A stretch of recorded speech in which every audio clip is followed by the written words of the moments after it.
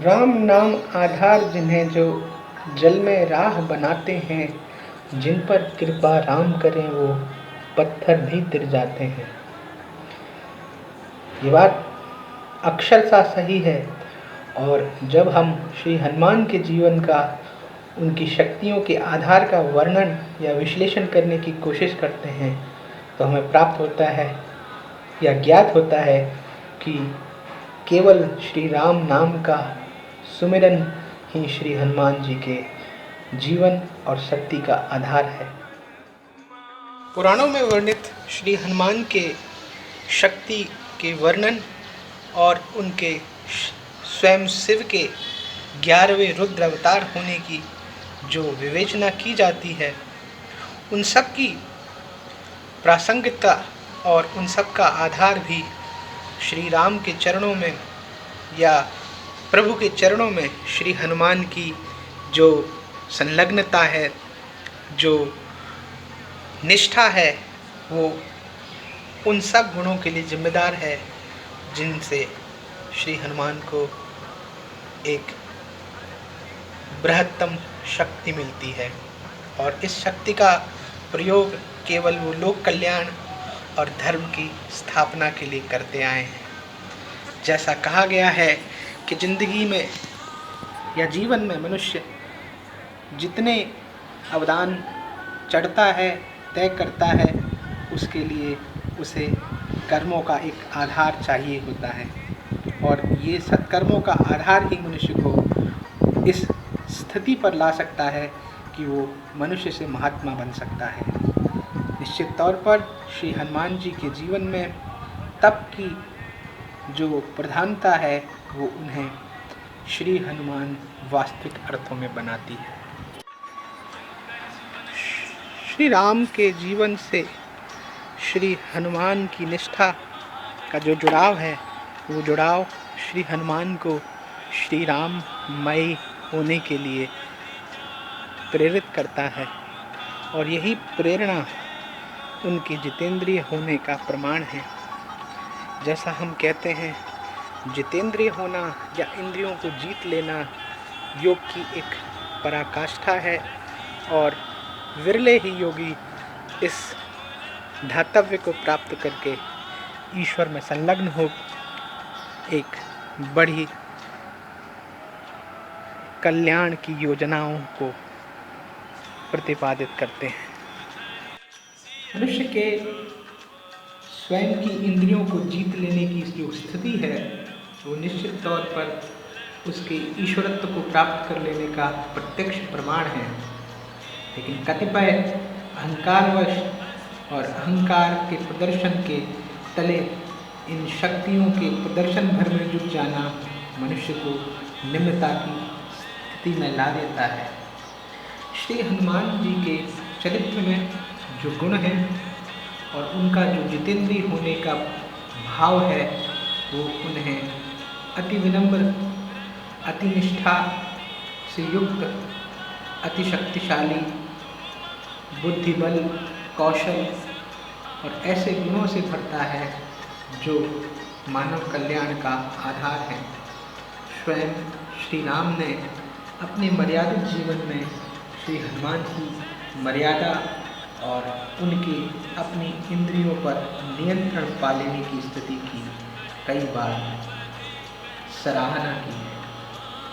मित्रों, हमें आज ये समझना बहुत आवश्यक है कि इंद्रियों को जीत लेने का कौशल क्या है। किस तरह हम एक सामान्य मनुष्य के तौर पर अपनी इंद्रिय संयम के द्वारा अपने बुद्धि को स्वयं के द्वारा नियंत्रित कर बहुत सारे परिवर्तन अपने जीवन में सकारात्मक रूप से ला सकते हैं। और यही महान चरित्र के तौर पर श्री हनुमान जी के जीवन की एक बड़ी शिक्षा हम सब मनुष्यों के लिए है, जहाँ हम स्वयं के इंद्रिय संयम द्वारा अपने आत्मबल, अपने विवेक, कौशल, बुद्धिमत्ता, ज्ञान और अनेकों ऐसे गुणों को विकसित कर सकते हैं जो हमें एक सामर्थ्यशाली व्यक्ति बना सकने में हमारी मदद करते हैं। लेकिन मित्रों, जितेंद्रिय हो पाना इतनी आसान प्रक्रिया नहीं है।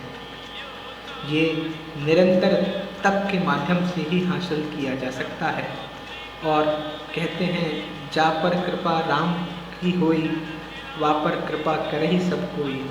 जिस पर प्रभु श्री राम स्वयं कृपालु हों, उस पर सभी कोई कृपा करते हैं। निश्चित तौर पर एक चरित्र के तौर पर हनुमान जी के जितेंद्रिय होने की जो यात्रा है वो उनके निष्काम कर्म के स्वभाव की वजह से, उनके ब्रह्मचर्य के पालन करने के विशेष तप के वजह से और हमेशा लोक मंगल की भावना लेकर कर्मठ और सेवा भावी रहने की पुरुषार्थ की वजह से है। हम में से कम ही में ये गुण है कि हम अपने आप को सामर्थ्यवान तो बनाना चाहते हैं, लेकिन उसके लिए इंद्रिय संयम, उसके लिए सर्व कल्याण या लोक कल्याण की भावना, उसके लिए ईश्वर में विश्वास और निरंतर तप करने की क्षमता हमें से कई में नहीं है। जितेंद्रिय होना या इंद्रियों पर नियंत्रण तो शायद रावण ने भी किया, लेकिन वो एक सीमा के परे जाकर उन इंद्रिय संयम पर खरा नहीं उतर पाया और महाज्ञानी महापंडित रावण श्री राम के हाथ में एक निशाचर के तौर पर मर्दन को प्राप्त हुआ। वहीं श्री हनुमान जन कल्याण का एक प्रतीक बनकर आज भी द्वापर, त्रेता और कलयुग में भी विद्यमान है। आप विकल्प से प्रकल्प के प्रयोजन की विधियों को समझ पाने में सक्षम अगर हो पाते हैं, स्वयं के अंदर कुछ लक्ष्य निर्धारित करते हैं, तो निश्चित तौर पर श्री हनुमान की कृपा से हम अपने अंदर एक सीमा तक तो निश्चित तौर पर इंद्रिय संयम विकसित कर सकते हैं। अध्यात्म के द्वारा, स्वाध्याय के द्वारा, एकांत के द्वारा, श्री हनुमान के जीवन पर चिंतन के द्वारा और हम अपने जीवन में ईश्वर के महत्व को समझ कर अपने आप को जितेंद्रिय या इंद्रिय नियंत्रण पर के कार्य पर सफलतापूर्वक चला सकते हैं। लेकिन यहाँ प्रयत्न भर काफ़ी नहीं है, तपना तो पड़ेगा। निश्चित तौर पर प्रयास करना मनुष्य का सर्वप्रथम धर्म है, किंचित यहाँ ये प्रयास या प्रयत्न लगातार होने चाहिए। स्वाध्याय, स्वावलंबन, सन्मार्ग पर चलना, सद्विचारों की अंतःकरण में अभिव्यक्ति, सुव्यवस्थित जीवन, सन्मार्ग, सच्चरित्र धारण करना, स्वयं को कतिपय हमेशा कर्मरत रखना और स्वावलंबी बन श्री हनुमान के चरित्र से इतना भी अगर हम सीख लें कि वे कर्मठता के मानदंडों में किस तरह स्वयं को स्थापित करते हैं, तो हम श्री तुलसीदास जी की वो उक्ति जिसमें उन्होंने श्री हनुमान जी को गुरु के तौर पर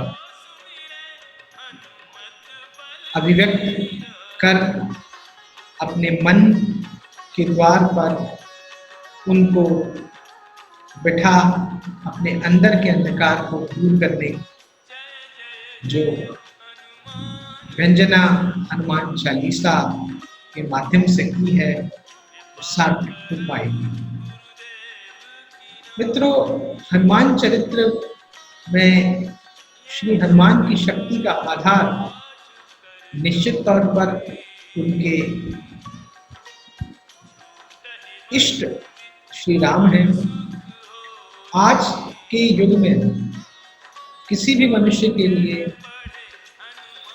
एक गुरु के तौर पर श्री हनुमान स्वयं पृथ्वी पर उपलब्ध हैं और उनके निष्काम कर्म और जीवन देखिए, अगर हम श्री हनुमान के जीवन को सूक्ष्मता से विश्लेषित करें तो हम पाएंगे कि श्री हनुमान की दिनचर्या में सब कुछ बहुत प्रबंधित तरीके से किया जाता है। समय का पालन, स्वास्थ्य के प्रति जागरूकता, सुलभ स्वस्थ भोजन, सन्मार्ग पर चलना, स्तुति के द्वारा राम का भजन, सम्यक आचरण और सन्मार्ग पर चलते हुए धर्म की प्रतीक के तौर पर अधर्म को मिटाने की हर क्षण कोशिश। मित्रों,